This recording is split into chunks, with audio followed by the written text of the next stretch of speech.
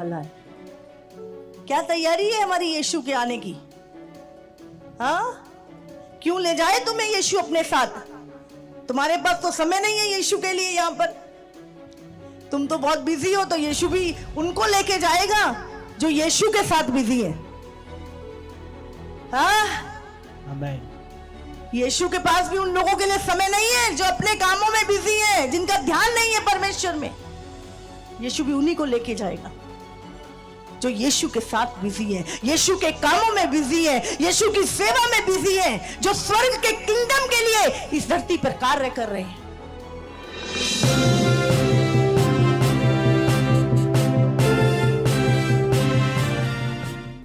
आज मैं कई बार देखती हूं बहुत मसीह लोगों को, संसार के लोग ईश्वर के पीछे जा रहे हैं और मसीह लोग प्रभु से दूर होकर संसार की चीजों की खोज में लगे हुए हैं और उन्हें लगता है कि उनकी बुद्धि समझ से चीजें हो जाएंगी। ये आपको याद रखना है, जब आप प्रभु की खोज में रहते हैं तो आपके काम सफल होते हैं।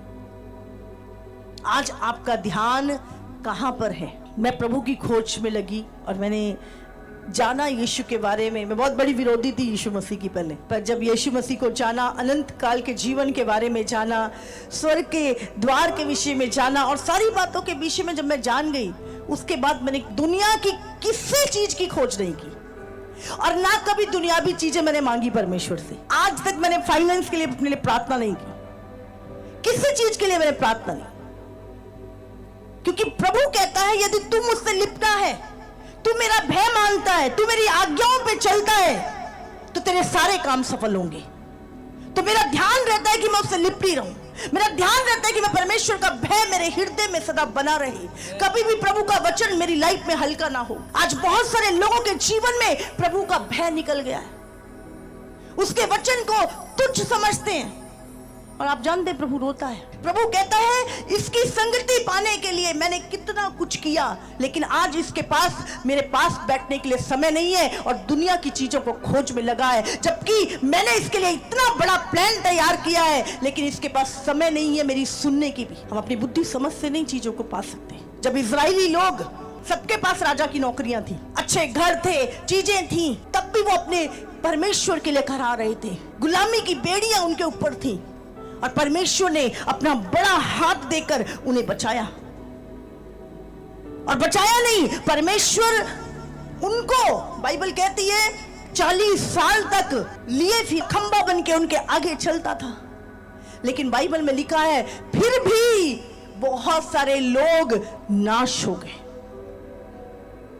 क्योंकि उनका मन परमेश्वर से नहीं लगा।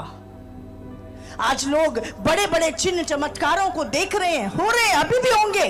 परमेश्वर की सामर्थ को देख रहे हैं, आग के खंभों को देख रहे हैं, परमेश्वर के उस लाल समुद्र को भी दो भाग होते हुए अपने जीवन में देखते हैं। इतने चमत्कारों को देखने के बाद भी, यहोवा की आवाज को सुनने के बाद भी, उसका सिनाई पर्वत पे उतरने के बाद भी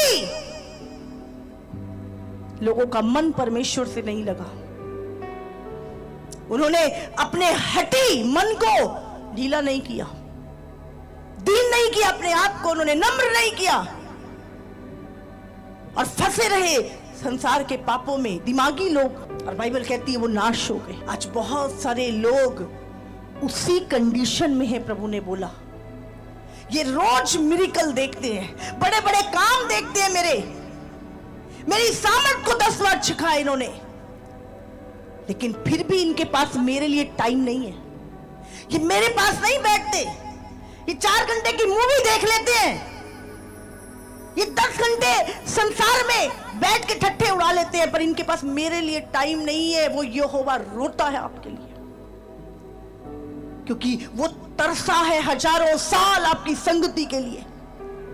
उसने अपना इकलौता पुत्र आपके लिए कुर्बान किया कि वो संगति जो अदल में थी वो दोबारा वापस आ जाए। जब हम आत्मा में थे, प्रार्थना कर रहे थे, प्रभु कई बार अदन में लेके गया। आप जानते हैं अदन आज भी है, सेकंड हेवन में वो वाटिका है आज भी, और वहां पर वो पेड़ नहीं है। अब प्रभु ने उस पेड़ को बाहर निकाल दिया, ताकि दोबारा कोई ना गिरे। और वहां पर आप जानते हैं इतना खालीपन है। जो लोग आत्मा में वहां पे गए उन्होंने वो खालीपन को महसूस किया। इतना टूटापन है उस जगह पर। वहां पे प्रभु का संबंध आदम के साथ टूट चुका था। आज परमेश्वर, आप जानते हैं, दुनिया के सारा धन, समुद्र का अधिकार, पृथ्वी का अधिकार, आकाश का अधिकार प्रभु ने तुम्हें दे दिया। वो कहता है सब कुछ तेरा है, बैठ मेरे पास, मैं तुझे बताऊंगा कहां पे से पानी निकलेगा, कहां से सोना निकलेगा, कहां से चीजें आएंगी। तू तो ढूंढ ही रहा है, तू तो थोड़ा सा ढूंढ रहा है, मैं तो तुझे भंडारों के चाबियां देने वाला हूं। आमीन। पर तेरे पास समय नहीं है मेरे पास मेरे साथ बैठने का। उसी ने बताया था इब्राहिम को कहां पानी है। परमेश्वर, आप जानते नहीं कितना महान है। वो ईसाइयों का परमेश्वर नहीं है केवल, वो पूरे ब्रह्मांड जिसने बनाया, पूरा पृथ्वी, आकाश, सब कुछ जिसने बनाया, वो परमेश्वर कहता है तू मेरा प्रिय पुत्र है। वो कुछ नहीं चाहता आपसे, वो आपकी भेंट नहीं चाहता। ये सब चीजें हमें लगता है सब ये सारी चीजें करने से परमेश्वर खुश हो जाता है। नहीं, प्रभु ने जिस चीज के लिए इतना कुछ किया वो था उसकी संगति। और आज सब कुछ करते हैं हम, सिर्फ संगति टूट गई। और प्रभु चाहता है वो संगति वापस आए। प्रभु मिस करता है उस संगति को। प्रभु रोता है हमारे लिए, और हम तो खोज रहे हैं संसार की चीजों को। एक टाइम आएगा जब आप सबसे ज्यादा रोएंगे एक चीज के लिए कि मैं प्रभु के साथ मैंने समय क्यों नहीं बिताया इस धरती पर। सबसे ज्यादा। इसलिए किसी चीज की घटी नहीं होगी। प्रभु कहता है तू ये सारी चीजें मत खोज, ये तो अन्य जातियों की खोज है, तू मेरे धर्मराज की खोज कर। अब मैं हमेशा प्रभु से, प्रभु मुझे स्वर्ग का धन चाहिए, मुझे वो भेदों की बातें चाहिए, मुझे स्वर्ग में जो कुछ है वो सब चाहिए परमेश्वर। प्रभु, और प्रभु ने दिया। एक एक चीज परमेश्वर ने दिखाई, एक एक भेद परमेश्वर ने बताया, आने वाले समय की बातें परमेश्वर ने जाहिर की, अंत के दिनों की प्रभु एक एक चीज परमेश्वर वो खुद मिलने आता है। आपको पता नहीं, ये बाइबल सिर्फ ये लिखित बाइबल नहीं है, ये प्रैक्टिकल है। वो परमेश्वर बदला नहीं है जो मूसा से मिलने आता था। अब तो आप परमेश्वर की संतान है, अब तो आप उसे पिता कह के पुकारते हैं। अब क्या वो बच्चों से मिलने नहीं आता? वो आता है, पर हम पुकारते ही नहीं है। आज वो आपकी संगति चाहता है। वो हमें संसार से अलग करने आया। वो आप पे घमंड करता है, ये मेरे हैं।